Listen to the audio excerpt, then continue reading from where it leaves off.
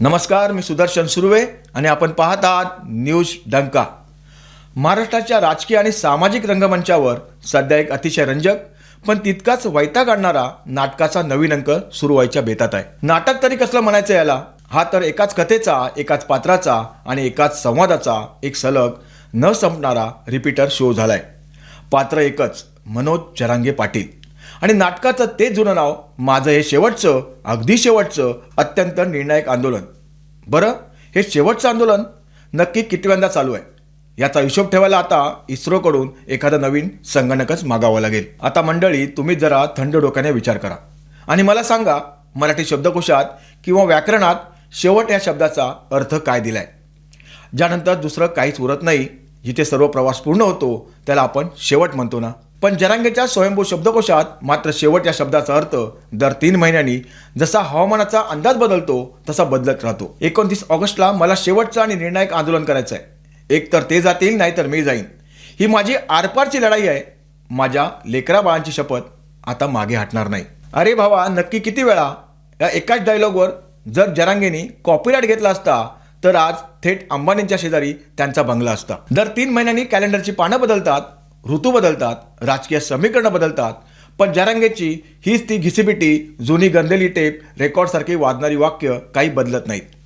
कावळा बसला आणि फांदी तुटली तशी यांची अवस्था झाली आहे. स्वप्नात जरी जरांगेंना गाढ झोपेतून उठून विचारलं ना की पाटील काय चाललंय, तरी ते डोळे चोळत हेच शब्द फडफडून बोलतील: शेवट, निर्णायक, आमरण, लेकरे बाळे, मराठा अन गोधडी. स्वप्नात सुद्धा त्यांनी हीच वाक्य सर्व पाठ करून ठेवली आहेत. पण प्रश्न असा आहे की आज अचानक 29 ऑगस्टची नवीन तारीख जाहीर करून पुन्हा एकदा आंदोलनाची ही तुतारी वाजवायची वेळ का आली?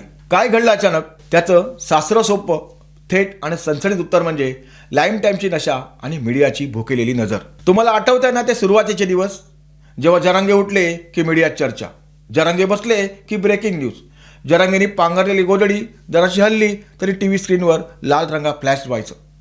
बघा, जरांगेची गोधडी हल्ली. गोधडीत काय दडलंय? जरांगेने गोधडी खाली केली की न्यूज चॅनलवर रात्री 8 वाजता डिबेट चालू व्हायच्या.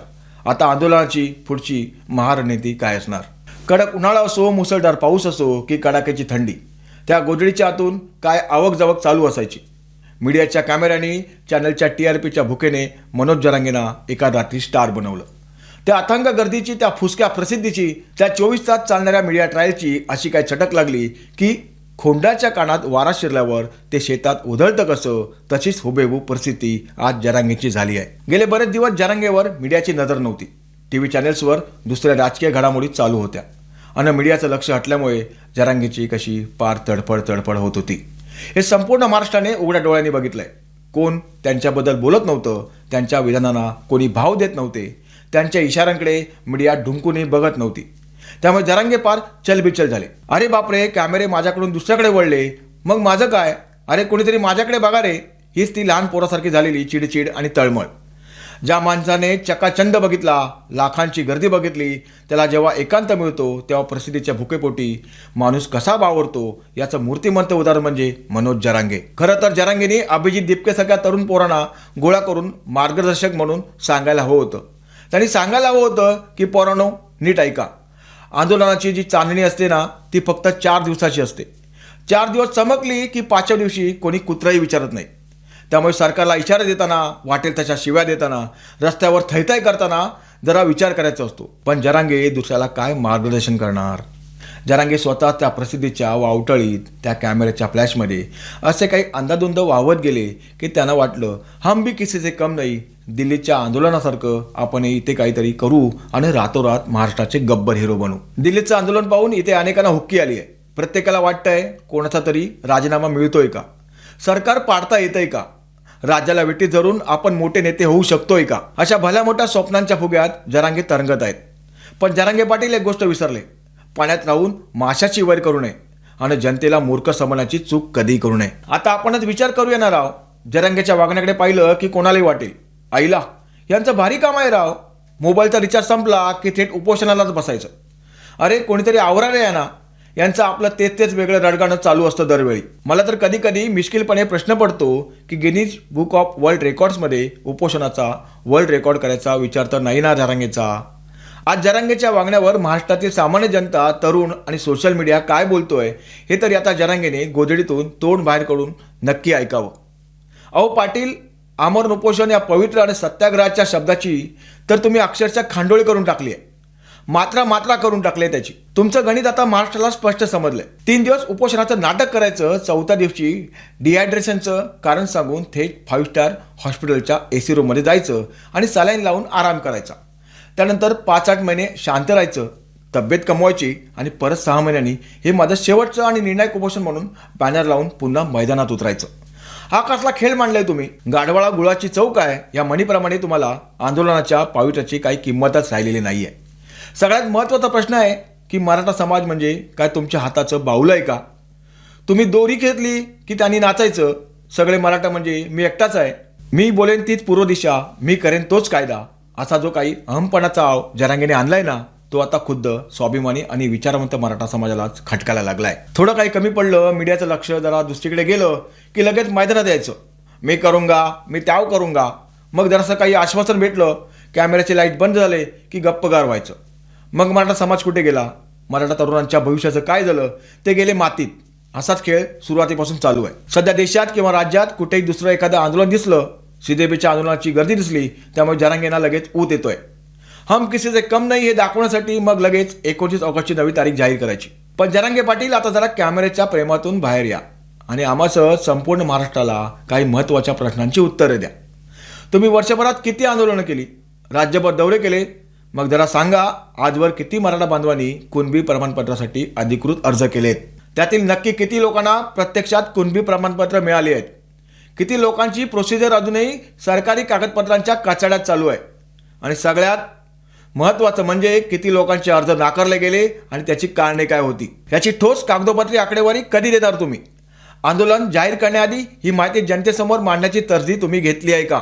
गाजराची पुंगी वाजली तर वाजली, नाही तर मोडून खाल्ली, असा प्रकार चालू आहे. आकडेवारी मांडली तर सत्याचा फुगा फुटेल म्हणून फक्त चितवणीवर भाषणं द्यायची आणि तरुणांची माथी फडकवायची. आता जरा इतिहासाची पाने उलटूया. काल परवा तुमचं ते झुरळ आंदोलन संपलं, ज्याला तुम्हीच पाठिंबा दिला होता. आता लगेच 29 ऑगस्टचं नवीन आंदोलन. मध्य प्रदेशात शेतकरी आंदोलन चालू झालंय, ते दिल्लीला जायचे म्हणतायत. मग प्रश्न पडतो, जेव्हा राज्यात आणि केंद्रात काँग्रेस राष्ट्रवादीचे सरकार होतं, जेव्हा 1994 साली शरद पवारांनी शिल्लक राहिलेलं आरक्षण ओबीसींना देऊन मराठ्यांच्या तोंडाला पानं पुसली होती, तेव्हा तुमचे आंदोलनजीवी कुठे झोपले होते? तेव्हा कुंभकर्णालाही लाजवेल अशी शांत झोप लागली होती का? तेव्हा तर शरद पवार साहेब जेव्हा तुमच्या उपोषणाच्या मंडपात भेटायला आले, तेव्हा तुम्हाला त्यांच्यात भयंकर ऊर्जा दिसली. ज्यांनी मराठ्यांचं हक्काचं आरक्षण मारलं, त्यांच्यासमोर तुम्ही नतमस्तक होता. आणि दुसरीकडे देवेंद्र फडणवीस यांना दिवसाकाठी उठून वाटेल तशी गल्ली बोळातील शिव्या देता. हा कसला दुटप्पीपणा?